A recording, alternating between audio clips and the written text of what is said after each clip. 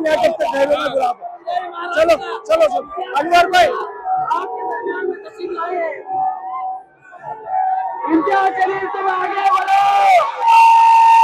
फारूक भाई शाब्दी तुम आगे बढ़ो, इम्तियाज जलील साहब तुम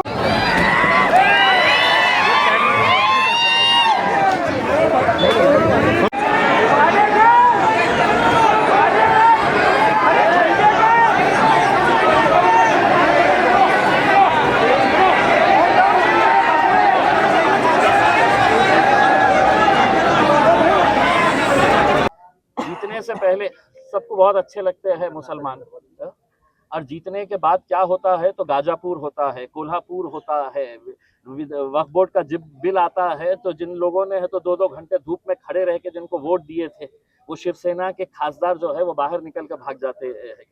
विधान परिषद के अंदर जब 12 सीटों की बात आती है, 12 सीटों की बात आती है तो उनको एक भी लायक मुसलमान नजर नहीं आता है। लोकसभा के अंदर उनको एक भी मुसलमान को कैंडिडेट अपने टिकट देना चाहिए ये नजर नहीं आता है। तो ऐसे हालात के अंदर यकीनन लोगों को ऐसा लगता है कि नहीं अब हमने बहुत सबको आजमा चुके हैं, लोगों ने हमको बहुत बार डर दिखा के अपना वोट हासिल कर चुके हैं, अब वो मजलिस के साथ। ऐसा कहा जाता है कि महाराष्ट्र राज्य में सबसे ज्यादा जातिवाद शरद पवार ने किया गया है, मुसलमानों को उम्मीदवार सर एक ही थाली के चट्टे बट्टे हैं साहब। इसी वजह से तो आप देखिए ना, उसमें आज रात में आप एक आमदार को देख रहे हैं एक पार्टी के अंदर, सुबह उठे उठे तक पता चलता है कि उन्हें किसी दूसरी पार्टी में कूद गया है करके, फिर दोपहर आए तक पता चलता है किसी तीसरी पार्टी के अंदर। तो इनके पास ना कोई आइडियोलॉजी है, कोई नीति है, कोई ऐसी पॉलिसीज नहीं है। एक राजनीति के अंदर भी एक नीति हुआ करती थी, मॉरल्स वैल्यूज जिसे हम कहते थे, अब कुछ नहीं रहा है। सत्ता कैसे हासिल करना है, खोखे का कैसा इस्तेमाल करना है, यही सब धंधे चल रहे हैं। पिछले बार 2019 में जब देवेंद्र फडणवीस ने एक भाषण में कहा कि पुन्हा इन, लेकिन इस बार नहीं कहा, क्यों नहीं कहा? मतलब उनको कॉन्फिडेंस नहीं है क्या? नहीं, अगर बोलते भी तो नहीं आने वाले थे पुन्हा इन। एक मिनट सर, चल चल बस बोलिए आगे बढ़ो, इम्तियाज जलील साहब तुम आगे बढ़ो,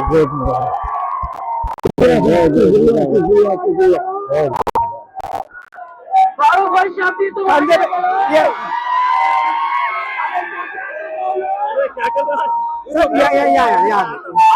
अनवर सादा साहब क्या कहीं वो ऊपर तशरीफ लाए।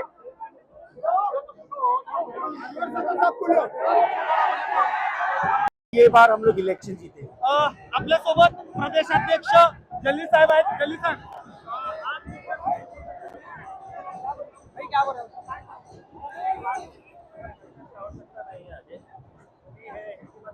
नहीं हिंदी भी चाहिए मुझे। हाँ हिंदी में चाहिए। देखिए आज हमने हमारे बहुत ही मजबूत कैंडिडेट फारूक शाब्दी का फॉर्म भरा है शोलापुर कॉन्स्टिट्यूंसी से, और हमें पूरा यकीन है जिस तरह का रिस्पांस उनकी इस फॉर्म भरने की रैली के दौरान हमको देखने को मिला है। सभी जात धर्म और मजहब के लोग इसके अंदर शामिल हुए थे, और कहीं ना कहीं उन्हें इस बात की गलती सता रही थी कि 5 साल पहले हमसे गलती हुई थी, और हारने के बावजूद भी फारूक शाब्दी और उनकी पूरी टीम, मजलिस के जितने भी पदाधिकारी हैं, लोगों के बीच में रहे, उनके सुख दुख के अंदर खड़े रहे। तो कहीं ना कहीं लोगों की एक ये कहिएगा मोहब्बत कहिएगा, उनका जोश कहिएगा कि इस बार वो गलती दोहराई नहीं जाएगी, और फारूक शाब्दी साहब बहुत अच्छे अक्सरियत से यहाँ पर इंशाल्लाह कामयाब। महाराष्ट्र राज्य में एमआईएम की मार सबसे ज्यादा किसको बैठी है, महायुति को या महाविकास आघाड़ी को? हम हमारी ताकत देखते हैं, मार हमारे की किसको पड़ने वाली है, हमारे से क्या लेना देना है इसके अंदर। हम तो इलेक्शन लड़ते हैं हमारा जीतने के लिए, अब हमारी वजह से कौन मर रहा है कौन गिर रहा है हमें क्या लेना देना। नहीं, आपको टारगेट महाविकास आघाड़ी को हराना या महायुति को हराना? नहीं साहब, दोनों भी एक ही सिक्के के दो पहलू है, कोई हमारे इसका नहीं है। ये नियोजनबद्ध या कुछ अलग तरीके से बुलाई हुई गर्दी नहीं है, ये सिर्फ मैंने एक बाइट दिया था और इम्तियाज जलील का नाम ही काफ़ी है। इम्तियाज जलील साहब आने वाले हैं ऐसा बताया था, तो साहब की मोहब्बत में और ये लोग मुझे आशीर्वाद अपना प्रेम बताने के लिए यहाँ पर इतनी बड़ी संख्या में आए हैं। और इसके अंदर एक खास बात ये है कि सिर्फ मुस्लिम समाज नहीं, हर समाज के लोग मुझे अपना आशीर्वाद देने के लिए। मुद्दे अनेक हैं और अभी फॉर्म भरने के लिए टाइम हो रहा है। Let me participate in election, form भरूंगा, इलेक्शन लड़ूंगा, जीतूंगा और वो मुद्दे उठाऊंगा और उसको हल भी करने की कोशिश करूंगा। Thank you. अरे भाई को बोलो, चाचा को बोलो, दुआ करिए। हाँ भाई दुआ करो।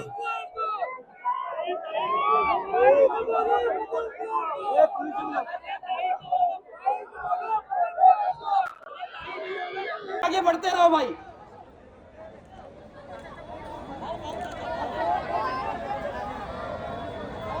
अरे अम्मी को बोलो, अब्बा को बोलो, बहना को बोलो, अरे भाई को बोलो, चाचा को बोलो, अरे भाई को बोलो।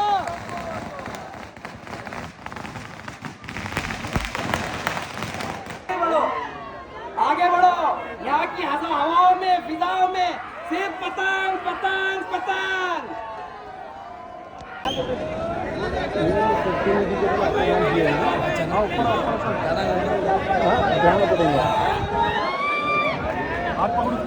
तो वो तैयारी करना है आगे अपने की। ठीक है हाँ चलो। जो टाइम की लड़त है ये कामों के खिलाफ जो जातिवाद करते हैं उनसे लड़त है। और ये जो आप जन सैलाब देख रहे हैं, ये जो लोगों का आशीर्वाद मुझे मिल रहा है, मैं समझता हूँ मेरे कामों की पहुंच पाती है।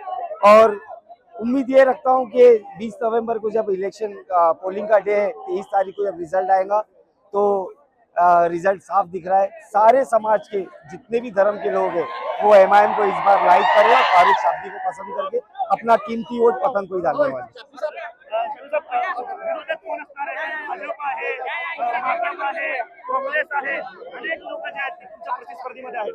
नहीं, जितने भी लोग मेरे सामने लड़ रहे हैं, जितने भी लोग मेरे खिलाफ लड़ रहे हैं वो मेरे विरोधक है, वो मेरे कंपेटिटर है। तो मैं हर किसी को विरोधक ही समझता हूँ, लेकिन मेन टारगेट हमारा भाजपा है, जिन्होंने हमारे सोलापुर का वातावरण खराब करने की कोशिश की है। लेकिन हमारे सोलापुरकर इतने सबर वाले हैं और इतने मिलजुल कर रहते हैं आपस में, उन्होंने सोलापुर का वातावरण खराब होने नहीं दिया। और हम भी यही कोशिश करेंगे कि सोलापुर में एकता और अखंडता हमेशा बनी रहे। डेफिनेटली हो पाएगी नहीं, वोटों में तब्दील हो चुकी है और उसका रिजल्ट आपको 23 तारीख को देखने मिलेगा। देखिए 2019 और 14 के चुनाव में देखा जाए तो MIM पार्टी 2 नंबर पे रहेगी।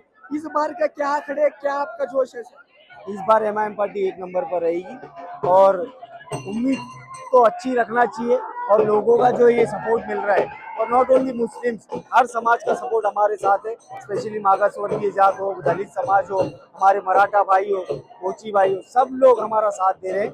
तो ऐसी आशा करता हूँ कि इस बार आपको बदल देखने मिलेगा। सर विरोध बहुत हो रहा है पार्टी का, कुछ लोग जो आपके विरोधी हैं उनको क्या जवाब देना चाहेंगे इस रैली के माध्यम से? नहीं, ये रैली किसी को जवाब देने के लिए नहीं रखी गई और ना ही ये एक नियोजित रैली थी।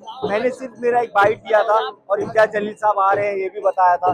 तो लोग अपनी मोहब्बत से खुद से यहाँ पर आकर जमा हुए हैं, तो ये किसी विरोधक को जवाब देने के लिए नहीं है। और मैं समझता हूँ काम करने वालों का ही विरोध होता है, तो विरोध होने दीजिए, हम हमारे काम पे ध्यान रखेंगे और जवाब देंगे।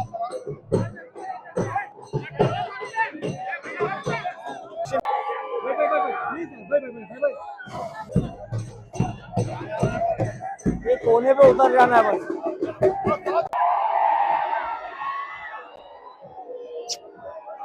आगे पहला है नीचे।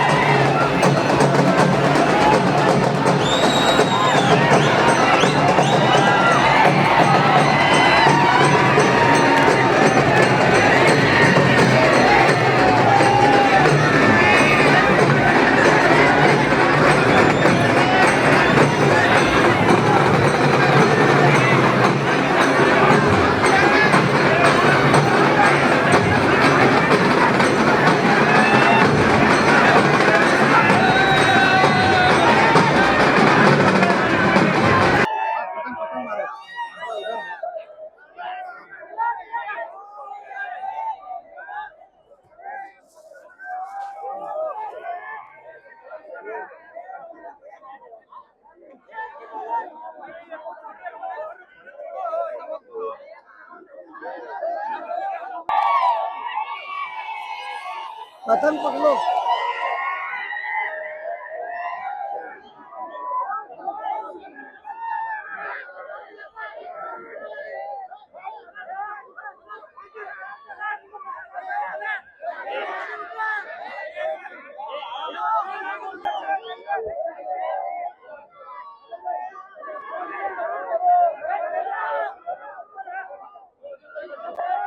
नगर सेवक है। अगर सेवक है बहुत मजबूत अपना बंदा आपकी दुआ है हमारे भाई साहब है फारूक भाई साहब में। पूरी ताकत लगाने का है इस बिल्कुल बार, हाँ? साहब। फारूक नहीं खड़ा हो, तुम खड़े रहे। फारूक नहीं खड़ा हो, तुम खड़े रहे।